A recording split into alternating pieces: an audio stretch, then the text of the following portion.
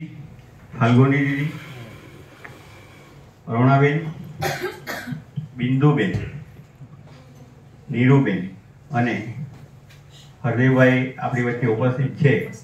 તો આપણે અત્રેથી કાર્યક્રમ શરૂ કરીએ એના પહેલા પૂછવા પૂછતી એમનું સ્વાગત કરીશું।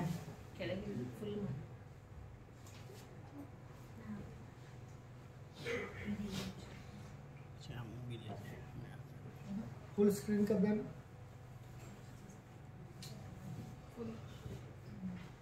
तो अपनी बच्चे आप जो देखा है ना पर नीचे नहीं रोक।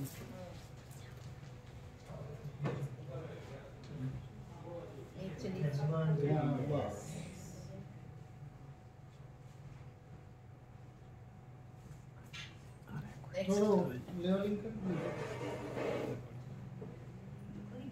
तो अपनी वच्चे उपस्थित मेहमानों આપણે પૂછવા પૂછતી સ્વાગત કરીશું। તો પહેલા વીના દીદીનું સ્વાગત માટે હું એસડી પટેલ સાહેબને વિનંતી કરીશ કે તેઓ એમનું સ્વાગત કરે। તો તાળીઓથી વધાવીશું।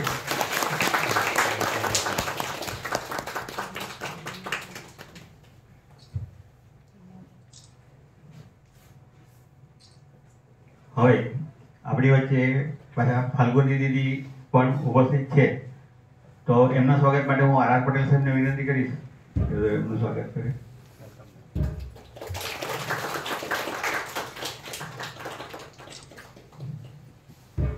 साथे अरुणाबेन पण उपस्थित छे तो हूँ एमा राणा साहब ने विनंती करीश के तेओ एमनु स्वागत करे। अरुणाबेन यादवभाई ताळीओथी વધાવીશું। હવે બિંદુ મેડમના સ્વાગત માટે હું ડીએમ પટેલ સાહેબને વિનંતી કરીશ। ડીએમ પટેલ સાહેબ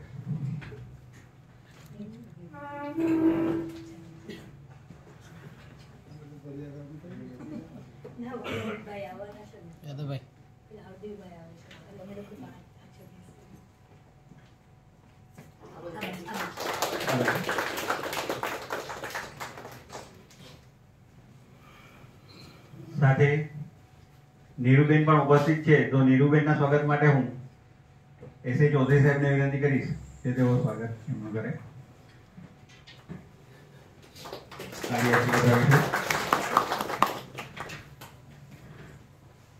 હા તો હવે આપણે આગળનો કાર્યક્રમ શરૂ કરીએ। તો હું ફાલ્ગુની દીદીને વિનંતી કરીશ કે તેઓ આપણને વીના દીદી વિશે એમનો અભિપ્રાય આપે। તો હું એમને નહીં કહું।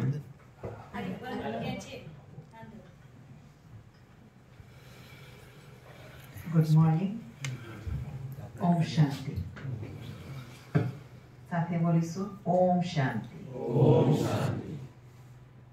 आज हम सभी बहुत ही अच्छा एक कार्यक्रम ब्रह्मा कुमारी की ओर से लेकर आए हैं और हमारे बीच में खास कर्नाटक हुबली से आदरणीय वीना दीदी जी पहुंचे हैं। वैसे 6 दिन से आप 5 दिन से सूरत में ही है। 3 दिन अडाजन प्रोग्राम हुआ, अभी 3 दिन से मोटा वराछा में आज लास्ट डे है और 3 दिन से वो प्रोग्राम महाराजा फार्म में चल रहा है खास गीता के ऊपर। तो आप गीता विशेषज्ञ हैं और बचपन से ही आप गीता के अभ्यासी रहे हैं। परिवार का माहौल भी इस प्रकार से था, ब्राह्मण परिवार से आप बिलोंग करते हैं और उस कारण से बचपन से ही आपको गर्थुथी के अंदर जैसे कि मिला हुआ है, माँ से दादियों से आपने सीखा और फिर बाद में इस विद्यालय से जुड़े। 1977 में आप विद्यालय से जुड़े, उसके साथ साथ फिर आपने एजुकेशन भी किया। एमए में साइकोलॉजी में आपने एमए किया है और एमएससी काउंसलिंग भी आपने किया हुआ है। गीता के आधार से आप काउंसलिंग करते हैं और बहुत ही अच्छे रिजल्ट भी उससे मिलते हैं। कई ऐसे जो डिवोर्सी होते हैं या परिवार में जिनका प्रॉब्लम्स होता है, अगर वो भी आपके पास आते हैं तो लगभग 1995 तक डिवोर्स नहीं हो पाते हैं और अपने परिवार से ही जुड़े रहते हैं। ऐसी आप काउंसलिंग भी हर एक की करते रहते हैं।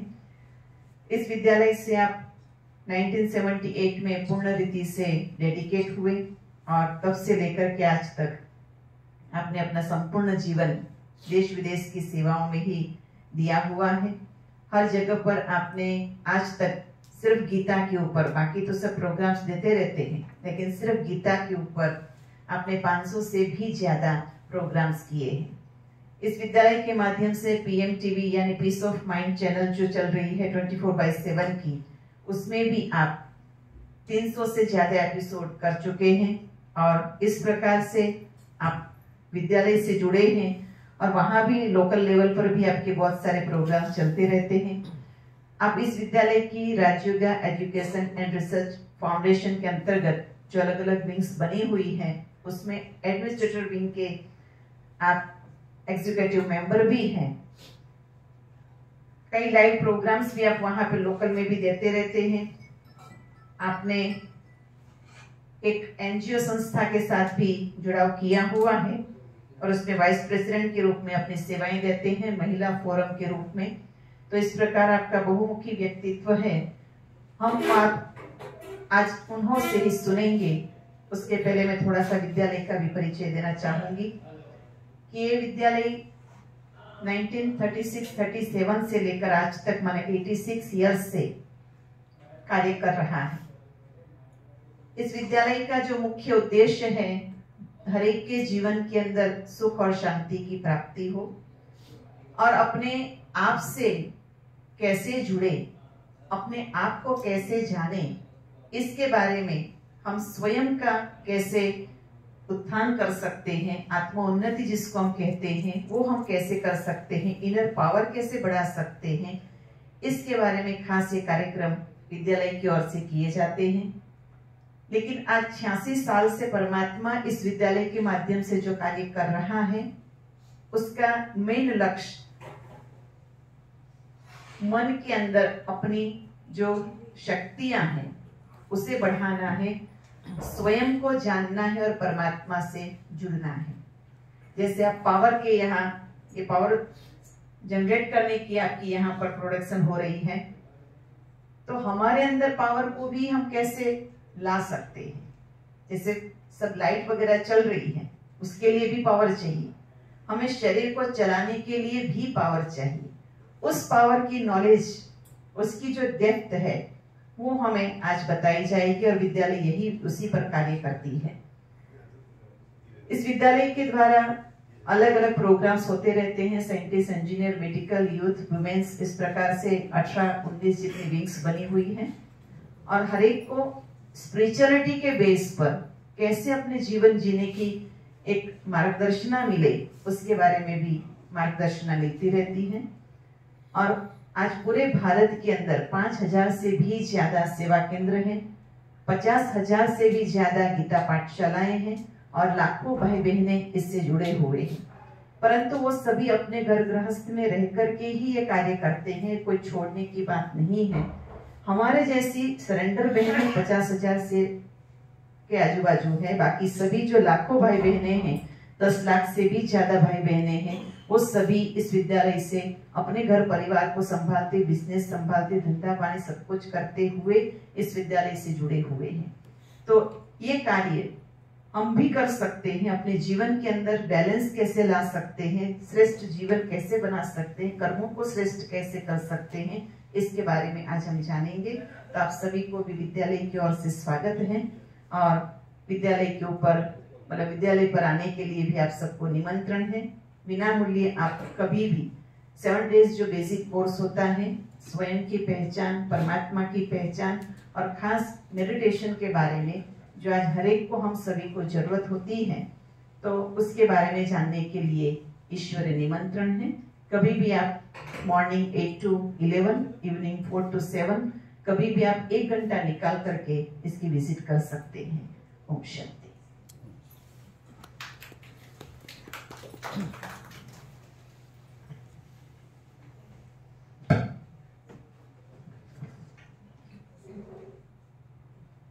તો હવે આપણે આગળનો કાર્યક્રમ અહીં આગળ શરૂ કરીએ। હવે હું વિનંતી દીદીને વિનંતી કરીશ કે તેઓ આગળનો સ્પીચ એવો આપે.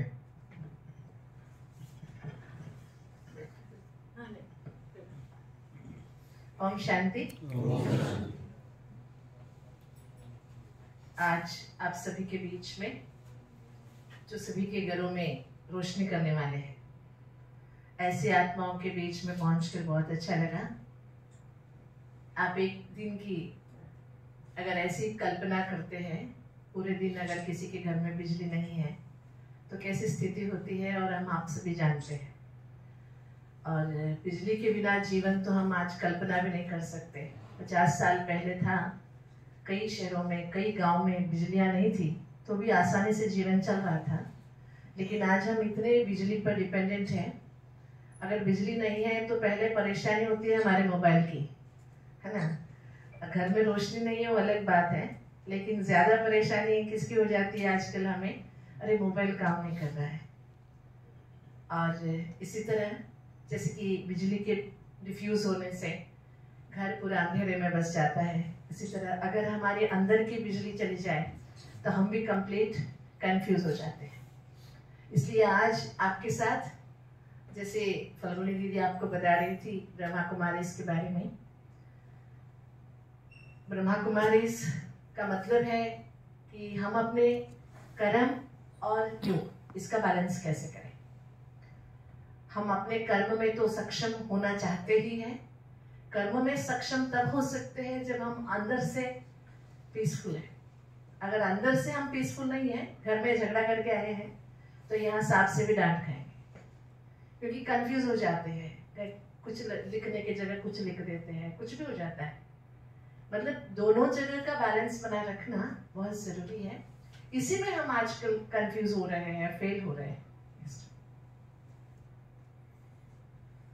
तो मैं आपको थोड़ा सा, आप तो मैं साहब से भी बात कर रही थी, मुझे कर्नाटका पावर कॉर्पोरेशन के साथ बहुत अच्छा कनेक्शन है. जहां मैं रहती हूँ वहां नजदीक कर्नाटका पावर कॉर्पोरेशन का एक हाइड्रो इलेक्ट्रिक प्रोडक्शन हाउस है, जिसको जोग फॉल्स कहते हैं. वहां पर बहुत बड़े पैमाने पे हाइड्रो इलेक्ट्रिक प्रोडक्शन है. वहां पर मैं जाती रहती हूँ और अनेक प्रोग्राम्स वहां पर होता रहता है. तो आप सभी बाहर की दुनिया के लिए, बाहरी दुनिया में जो चाहिए वो देते रहते हैं. हम आपको थोड़ा सा अब अंदर ले जाएंगे, जो अपने अंदर की फ्यूज को कैसे ठीक करें, अपने अंदर रोशनी कैसे कायम रखें, इसके बारे में हम थोड़ा सा जानेंगे. आप डरना नहीं, ज्यादा आपको स्पिरिचुअलिटी की ओर ले जाके बोर नहीं करेंगे, ये विश्वास रखिए. और जो जरूरी है उन बातों के बारे में हम आज चिंतन करें. नेक्स्ट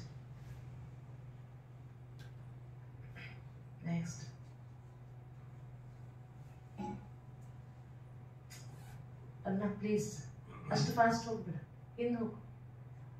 ಯಾರೋ ಹಾಕ್ತೀನಿ. एक्सक्यूज मी, मैं वहीं चली जाती हूँ. चेयर आप ही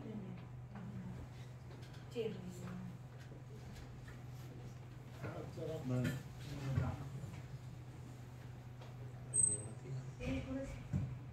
और यहाँ पे कर सकते हैं? नहीं, नहीं, यहाँ ले जी.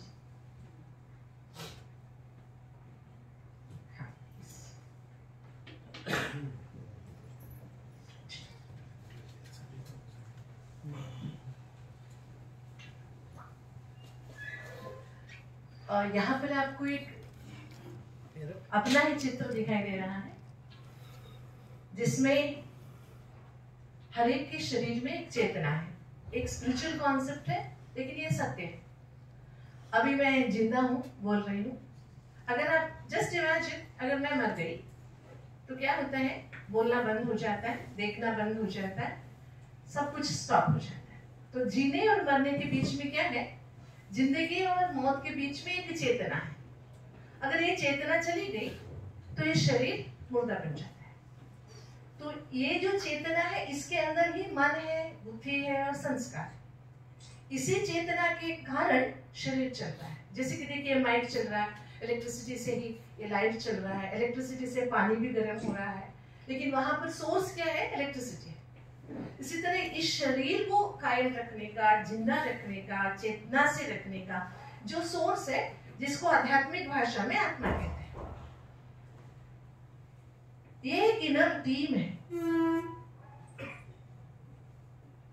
ये है मनुष्य आत्मा का एक इनर टीम। और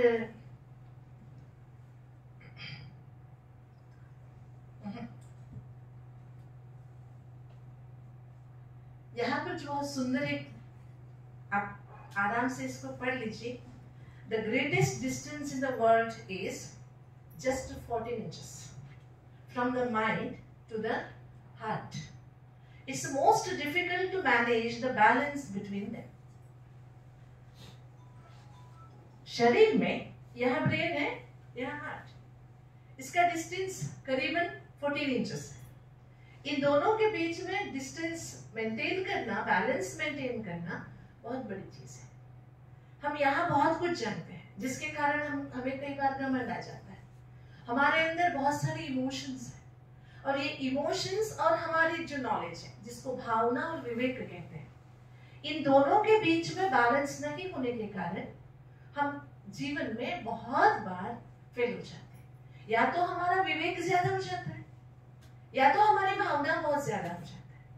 इन दोनों के बीच में बैलेंस बनाने के लिए बहुत इंपॉर्टेंट क्या है? The wind may blow from any direction. The direction in which you go depends on how you set the sail. हवा कैसे चलती है वो इम्पोर्टेंट नहीं है, आपने अपने नाव को कैसे सेट किया हुआ है, किस ओर आपको जाना है, ये बहुत डिपेंड करता है। इसलिए आज हम कुछ सूत्र अपनाएंगे। आपका कर्म क्षेत्र है, आजकल कल भी हमने यहाँ के कॉर्पोरेशन में, म्युनिसिपल कॉर्पोरेशन में प्रोग्राम किया था। वहाँ सभी से पूछा था, आप लोगों को टेंशन होता है क्या? सभी ने कहा जी बहुत टेंशन होता है, वर्कलोड ज्यादा है। सभी की क्या जवाब थी? हमें वर्कलोड ज्यादा है, मैन पावर कम है, एक्सपेक्टेशंस बहुत है, टारगेट दी जाती है, वो पहुंचा नहीं जाता है ना। ये बहुत सारी आजकल की हमारी प्रॉब्लम्स, कॉमन प्रॉब्लम्स, थोड़ी सी डिफरेंस होगी अलग अलग वर्क सेट के हिसाब से। आपकी वर्क सेट अलग होगी, उनकी वर्क सेट अलग होगी, उसके हिसाब से, लेकिन द सेम चीज, क्योंकि सब जगह हम ह्यूमन बीइंग ही हैं। हम ह्यूमन बीइंग हैं तो समस्याएं भी ऐसे ही होगी। लेकिन पहली बात हम शुरू करेंगे, देखिए, परिस्थिति को या सिस्टम को बदलना हमारे हाथ में नहीं है। आप मानते हैं? ये हमारे हाथ में नहीं है। तो करना क्या होगा? पहले एक्सेप्ट इट, जैसे है उसे स्वीकार कर लीजिए। उसके बारे में ज्यादा सोचेंगे तो बहुत वेस्ट थिंकिंग चलेगा। इनको पागल है, ऐसे सिस्टम बना दिया है, ऐसे वैसे, क्या इससे कुछ होने वाला है क्या? आपने सिस्टम को गाली दे दिया, उसका बहुत कुछ बता दिया, ऊपर से लेकर नीचे तक सभी के बारे में बोल दिया, कुछ चेंज होगा? कुछ फायदा होगा उससे? नहीं होगा। जब होना होगा होगा, लेकिन आज तो मेरा टाइम गया ना उसी के बारे में। इसलिए पहले सिचुएशन को स्वीकार करना। फर्स्ट क्या करना है? Ask yourself what can be possibly worst happen, except mentally the worst, calmly act to reduce the effect of worst. ये लास्ट वन है ना, बहुत इंपॉर्टेंट। जो हो रहा है, अरे आजकल हम सुनते हैं बहुत सारे प्रॉब्लम्स है। मुझे आप बताइए, आपके ऊपर वर्कलोड है ना? आपको टेंशन किस बात की ज्यादा है, घर की या ऑफिस की? किस बात की ज्यादा है बताइए? साहब कुछ नहीं बोले।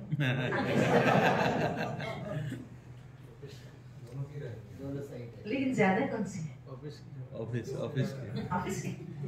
सच में ऑफिस की ज्यादा है। लेकिन एक इंडियन स्टडी क्या कहता है पता है? इंडियन लाइफस्टाइल में ज्यादा हिटिंग टेंशन है वो होमली स्ट्रेस, घर का है। ऑफिस का होगा, मैंने कहती नहीं होगा, क्योंकि आप सोच के आते हैं कल जैसे ही काम होगा, आज नया काम आ जाता है। कल अपने कुछ नया डाटा दिया होगा, आज कहते वो डाटा ठीक नहीं है, उल्टा दूसरा डाटा देता। ऐसे डबल काम से होते रहते हैं। हमने देखा है बहुत सारी बातें जो आपको बोर भी करता है और आप इरिटेट भी हो जाते हो, ये होता है। लेकिन आप इसी काम में बहुत साल से कर रहे हो, आप यूज्ड टू है, इसके बारे में आपको पता है। अगर कुछ हो गया तो आधा घंटा आपको सेट करने में लगेगा, या यूं मानिए 1 दिन भी लगेगा, लेकिन बाद में आप सेट हो जाते हैं। उसका हो जाना चाहिए। मैं आपको इसके बारे में थोड़ी सी एक्सप्लेन करूंगी। हमारे पास दो हाथ है, left hand and right hand. हम राइट हैंड में कितना एफिशिएंट है ना, उतना एफिशिएंट हम लेफ्ट हैंड में नहीं है। क्या ब्लड सप्लाई में कोई प्रॉब्लम है क्या? इधर कम इधर ज्यादा? कोई मसल्स में भी इधर कम है इधर स्ट्रॉन्ग, ऐसे है? नहीं है। लेकिन ये स्ट्रॉन्ग है ये स्ट्रॉन्ग नहीं है, क्यों? हाँ, इसको हमने ज्यादा यूज नहीं किया। बचपन से जब भी हमने इसे खाने की कोशिश की तो यहाँ लात पड़ा, नहीं लेफ्ट हैंड से नहीं करना, लेफ्ट हैंड से नहीं करना, लेफ्ट हैंड से नहीं करना। किसी को कुछ दिया तब भी कहा गया नहीं करो। इसके कारण ये पीछे रह गया और ये आगे बढ़ गया। अगर इससे भी करते जाओ ना, इसमें भी इतना ही स्ट्रेंथ है। बस कोई भी जितना यूज करेंगे ना उतना उसका स्ट्रेंथ बढ़ता जाएगा। इसीलिए यहाँ पर जो स्टेप दिया गया है, ask yourself what can be possibly worst happen. अब तक जो हुआ है इससे बुरा कुछ हो सकता है क्या? सोचिए, एक्सेप्ट मेंटली द वर्स्ट। जो भी बुरा हुआ है उसको स्वीकार कर लीजिए। Calmly act to reduce the effect of worst. जो भी हुआ है समझिए। अभी मैं यहाँ आ रही थी, समझिए मैं रास्ते में चलते आ रही हूँ, किसी ने मेरे ऊपर थूक दिया, वर्स्ट। क्योंकि मुझे प्रोग्राम कराना है, यहाँ आना है, मेरा कपड़ा खराब हो गया, तो क्या मैं उससे लड़ते बैठूंगी तो कुछ होने वाला है क्या? वो वापस लेगा अपना थूक? नहीं ना। तो अब तब मैं क्या कर सकती हूँ? ठीक है, इसको वॉश कर लो, मैं आगे के लिए चल पड़ी। उसका जो प्रभाव है, जो बुरा हुआ, उसका प्रभाव गहरा होने ना दो मेरे ऊपर। अरे क्या मैं सूरत क्यों आई रे, सूरत आई तो ऐसा दिन देखना पड़ा, ऐसा क्या हो गया, ऐसे अगर आप अपने पास बकवास करते रहेंगे ना तो ये चलता रहेगा। लेकिन वहीं पर अगर आप उसका प्रभाव काट देंगे तो उसका इफेक्ट कम होगा। अब हम थोड़ा सा भारतीय जीवन में पूरी वर्ल्ड कैसे चल रही है, ये लॉ ऑफ कर्मा है। ये तो हम बचपन से सुनते आए, as you sow so you reap. जैसे बोएंगे वैसे काटेंगे, है ना? और काटने के समय सोचने से कोई फायदा नहीं है।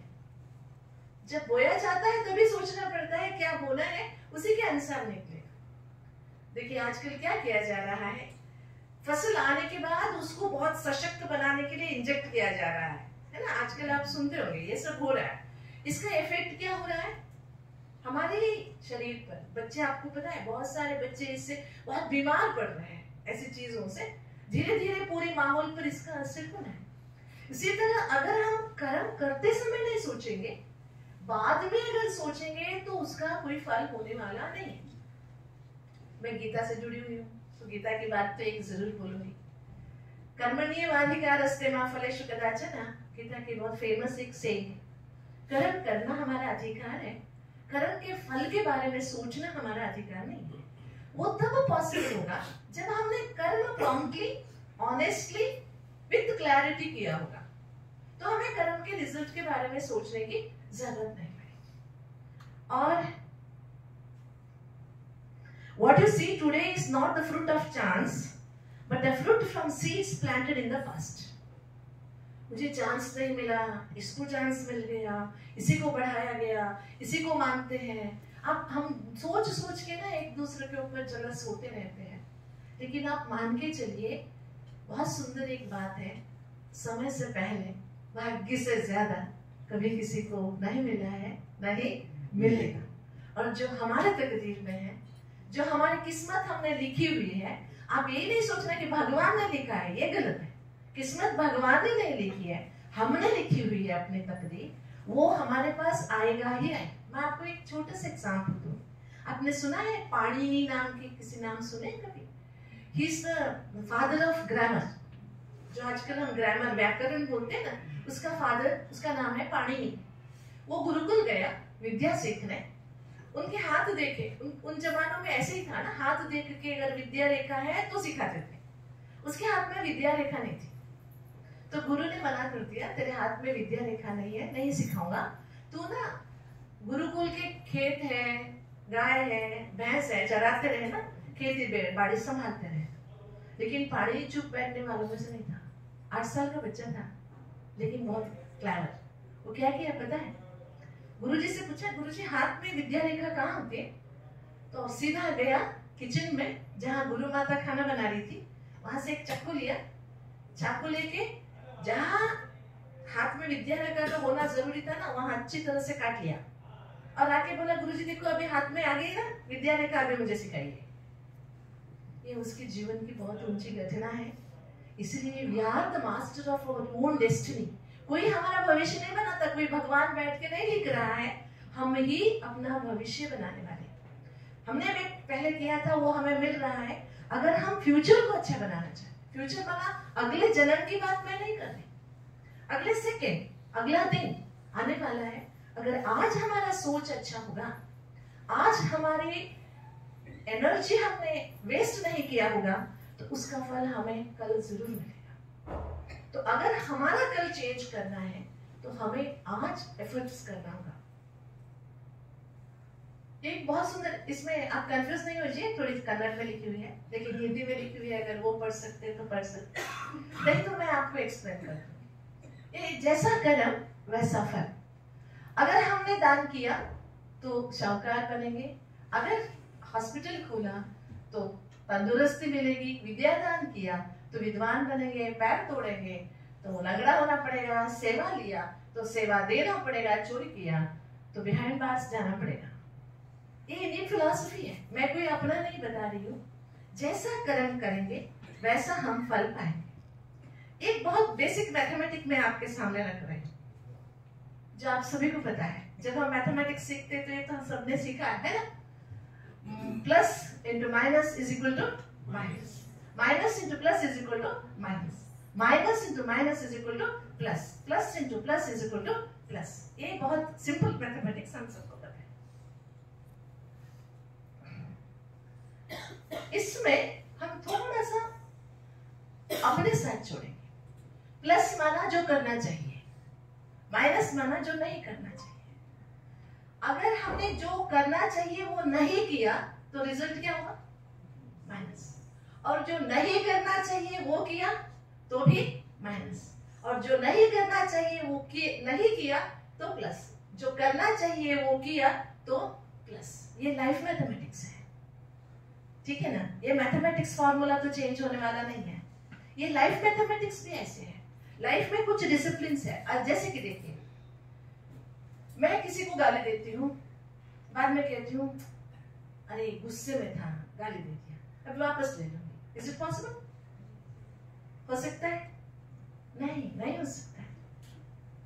अगर हमने कुछ अनजाने में हो गया, एक्सक्यूज मांग लिया, वो बात है। जानकर अगर हमने बार बार किया तो उसका असर तो हमारे ऊपर पड़ता जाएगा। हमने सुना है यहाँ पर कुछ लिखी हुई है, ऐसे कुछ लिखी हुई नहीं होती है, लेकिन जो पहले मैंने आपको एक चित्र दिखाया था, यहाँ आत्मा है, आत्मा के अंदर संस्कार है, वो है हमारा पूर्व जन्म का कर्म। तो आज मैं आपके सामने जो कहने जा रही हूँ, अब हमें क्या करना है। अभी 11th आवर हम भाई जी से बात कर रहे थे। आप सभी को पता है आजकल दुनिया में क्या प्रॉब्लम है। आजकल के यंगस्टर्स को हैंडल करना बहुत बड़ा प्रॉब्लम हो गया है। छोटे छोटे बच्चों को मैं, जैसे दीदी ने कहा, मैं बहुत सारे काउंसलिंग कराती हूँ अपने जगह पे। इवन कोर्ट से, पुलिस स्टेशन से हमारे पास काउंसलिंग के लिए भेजते हैं। बहुत सारे केसेस आते हैं। उसमें हम क्या देख रहे हैं, वर्तमान सिनेरियो क्या देख रहे हैं हम। एक 8 साल का बच्चा कहता है अपने फादर को, यार unfit to be my father, आप मेरे फादर होने के योग्य नहीं हो, मैं आपसे बात नहीं करूंगा। ये आज की सिनेरियो है। उस बच्चे को स्कूल वालों ने हमारे पास भेजा। वो बेसिकली क्रिश्चियन बच्चा था। उसको कर्म फिलॉसफी भी कैसे समझाऊं, क्योंकि क्रिश्चियंस तो कर्म फिलॉसफी मानते नहीं है। तो उनको समझाना बहुत बड़ा चैलेंज था। 8 साल के बच्चे को हमें समझाना था कि ये माँ बाप तेरे को ना अपने कर्म से मिले हैं। हम माँ बाप को चुन नहीं सकते। जैसे दुनिया में जाके, मॉल में जाके हम सामान चुनते हैं, ऐसे माँ बाप को चुन सकते हैं क्या? ऐसे नहीं चुन सकते। लेकिन मुझे खुशी है कि हम सक्सेस हुए। उस बच्चे को भी हम काउंसलिंग कर पाए। 1 महीना लगा, बिल्कुल 1 मंथ, लेकिन वो बच्चा बदला। बाद में हमने बच्चे को माँ बाप से मिलाया भी, बात भी किया, बहुत अच्छा है। लेकिन मैं क्या कह रही हूँ, इसके लिए चाहिए क्या? केवल शब्दों से हम किसी को नहीं बदल सकते, केवल उपदेश से हम किसी को बदल नहीं सकते, केवल डांटने से, फटकारने से कुछ नहीं होने वाला है। अगर कुछ होगा आज के जमाने में तो चाहिए move with a positive vision. एक अच्छा पॉजिटिव विजन बनाना बहुत जरूरी है। आज सवेरे भी मैंने डॉक्टर अब्दुल कलाम जी को कोट किया था, अब्दुल कलाम जी को, आपको किसी को मैंने देखा भाई साहब के टेबल पर, मैंने बुक्स देखा, मुझे बहुत अच्छा लगा। इतने बिजी लाइफ में पढ़ते हैं, दिस अ ग्रेट ब्लेसिंग। पढ़ाई जितनी ब्लेसिंग है ना, और कुछ आप कितना भी मोबाइल देखो, टीवी देखो, उससे कुछ नहीं होने वाला है। जब पढ़ेंगे, हम उसमें इन्वॉल्व होंगे, तो बहुत सारी चीजें हमारे अंदर इनकलकुलेट होगी। अब्दुल कलाम जी का एक बुक है विंग्स ऑफ फायर, उसमें उन्होंने बहुत सारी बातें कही हुई है। उसमें वो क्या कहते हैं, ये पॉजिटिव होना बहुत जरूरी है। इसके साथ और 3 चीजें मिलाते हैं, be positive, be practical, be purposeful and be peaceful. याद रख सकते हैं, बी पॉजिटिव। पॉजिटिव होने के लिए क्या चाहिए, बी प्रैक्टिकल। कैसे, देखिए मैं व्हाइट साड़ी पहन रखी हूँ, आप में से किसी को संकल्प चलेगा, अरे दीदी ना हरे रंग की साड़ी पहनती तो अच्छा लगता। It is not negative thinking, but it is not practical thinking, है ना। मेरी साड़ी मैं डिसाइड करूंगी, आप सोचेंगे तो कोई फायदा है क्या, नहीं। इसीलिए अब्दुल कलाम जी क्या कहते हैं, may be positive, if it is not practical then it is not useful, है ना। तो पॉजिटिव थिंकिंग को प्रैक्टिकल बनाना है, प्रैक्टिकल थिंकिंग को पर्पसफुल बनाना है। Why I am thinking so. And the fourth is, अब जब सोचते हो थोड़ा सा पीसफुली सोचो, हड़बड़ी में कुछ डिसीजन नहीं लेना, ठीक है ना। इसलिए हमारा विजन पॉजिटिव माना, ये सारी चीजें साथ में होना बहुत जरूरी है। क्या आपको लगता है हम पॉजिटिव हो सकते हैं? हो सकते कि नहीं हो सकते? पहले आप शुरू कीजिए अपने घर से। समझिए आपकी माँ है चिड़चिड़ा, हर चीज में आपको इरिटेट करती है। आप माँ को तो डिवोर्स नहीं दे सकते, बीवी को फिर भी दे सकते हैं, माँ तो नहीं दे सकते आज की दुनिया में। तो क्या करेंगे आप? उनके बारे में आप सदैव पॉजिटिव सोच सकते हैं क्या? बताइए जरा। शुरू करेंगे हम घर से, बाद में हम आएंगे अपने वर्क फील्ड पे।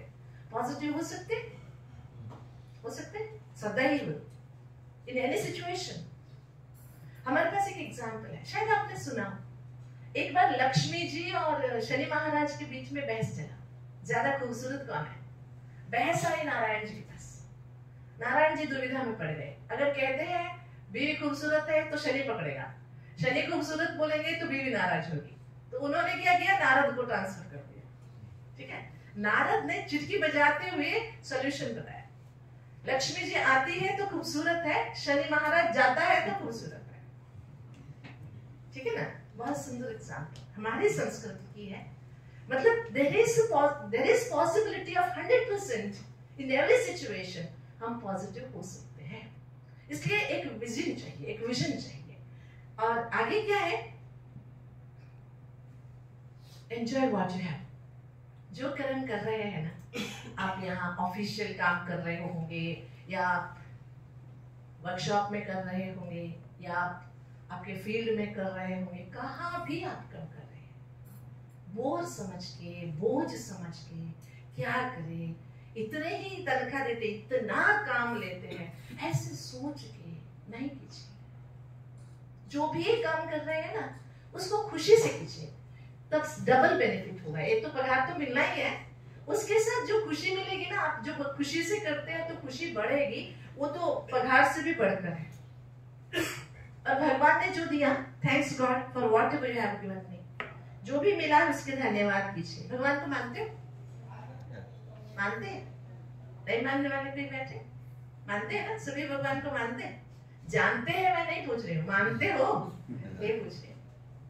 एक भगवान तो है, सारे धर्म वालों के लिए एक ही भगवान है।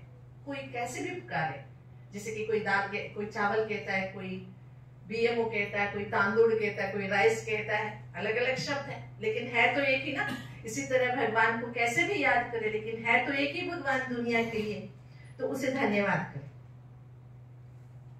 और हमारे कर्म का गेट कहाँ से है?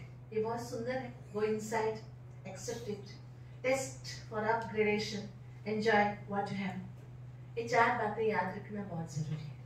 थोड़ा सा दिन में 5 मिनट अंदर जाइए। बहुत बाहर, दिन में तो पूरे दिन बाहर ही रहते, बाहर देखना, बाहर बात करना। 5 मिनट के लिए अपने आप से बातें करना अभ्यास कीजिए। आप जिस भी फेथ में विश्वास रखते हैं, उसी के साथ बैठ के 5 मिनट अंदर से बात कीजिए, और जो हुआ उसको एक्सेप्ट कीजिए। आज ऐसे नहीं होना चाहिए था, वैसे नहीं होना चाहिए था, नहीं सोचिए, जो हो गया उसको एक्सेप्ट कर दीजिए, आगे के लिए चेंज कर लीजिए। और आज से भी कल ऑब्जर्वेशन के बातें सोचिए और जो है उसको एंजॉय कीजिए। Life is question of options, either lead a stressed life और अ स्ट्रेस फ्री लाइफ। आपको क्या करना है? या तो स्ट्रेस लेना है या तो स्ट्रेस फ्री रहना है। इसमें से आपको कौन सी मंजूर है? स्ट्रेस फ्री लाइफ, या यूं कहेंगे स्ट्रेस के बिना काम कैसे चलेगा? थोड़ा सा स्ट्रेस तो चाहिए। किसी चीज की ना डेट फिक्स नहीं होती है तो काम फास्ट नहीं चलता है, थोड़ा पुशअप करने की जरूरत होती है। ऐसे सोचेंगे, दैट इज वो स्ट्रेस नहीं है, उसको एंथुसियाज्म कहते हैं, यू स्ट्रेस कहते हैं, ये स्ट्रेस नहीं है। ठीक है, अभी हम थोड़ा सा सोचेंगे, अगर हमारा आज का कर्म अच्छा होना है, हमें पॉजिटिव रहना है, तो हमारे स्ट्रेस को हमें रिड्यूस करना होगा। स्ट्रेस है ना आप सभी को, है कि नहीं है? बताइए, है कि नहीं है स्ट्रेस?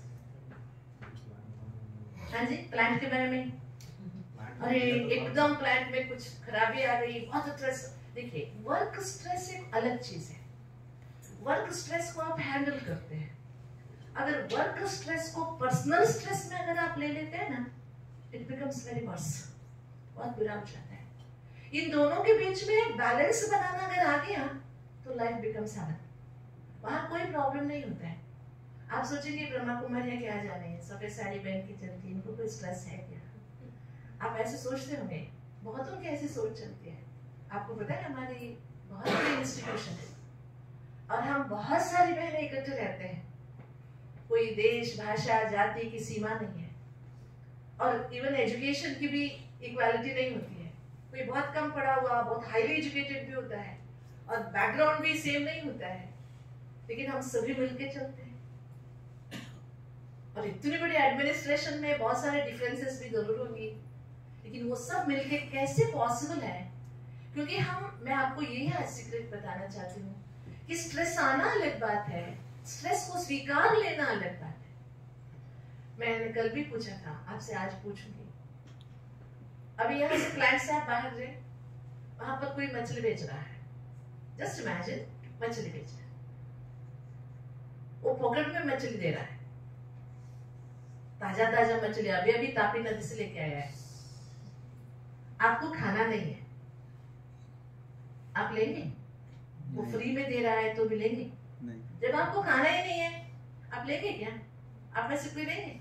फ्री दे रहा है ना, नहीं लेंगे। जब एक मछली, एक छोटी सी चीज, कोई भी हम जब नहीं चाहिए होता है तो हम लेते नहीं है, तो कोई स्ट्रेस देता है तो लेते क्यों है? प्रॉब्लम कहाँ है बताइए? स्ट्रेस देने वाले में है या लेने वाले में है? किसमें है प्रॉब्लम? कहाँ है? देने वाले में है या लेने वाले में है? हम वी आर यूज्ड टू, हमको लेने की आदत हो गई है, इसलिए हम लेते हैं। अगर हमने उसको एक चैलेंज स्वीकार कर लिया, then it is not a stress. हम आराम से उसे हैंडल करेंगे विद एंथुसियाज्म, खुशी खुशी से हम हैंडल करेंगे। इसलिए आज हम थोड़ा सा इन्हीं बातों के बारे में सोचेंगे। मनुष्य को बहुत बड़ा डर है, कौन सा? मर जाऊंगा, है ना? लेकिन भगवान ने हमें समझा दिया, पहले मैंने दिखाया था, आत्मा की मृत्यु नहीं होती है। अगर शरीर छूटता है तो कोई बड़ी बात नहीं, दूसरा शरीर मिल जाएगा, डोंट वरी। और किसी के जाने से दुनिया तो रुकने वाले है क्या? मेरे जाने से भी दुनिया रुकने वाली नहीं है। इसलिए डेथ के बारे में सोचना हम बंद कर देते हैं, कोई बड़ी बात नहीं। कैसे? स्ट्रेस कम करने के तरीके हैं, never compare oneself with others. किसी के साथ कंपेयर नहीं करो। 5 उंगलियां एक जैसी नहीं है, अगर एक जैसी होती तो रोटी भी नहीं खा सकते, ठीक है? Variety is the beauty of this universe, accept the truth और मैनेज योर एंगर। गुस्सा आता है? आता है कि नहीं आता है? हाँ, दूसरे प्रश्न मेरे, आप गुस्सा करते हो या गुस्सा आता है? सोच के बताना, first line, second line, third line, fourth line. गुस्सा आता है या गुस्सा करते हो? आता है?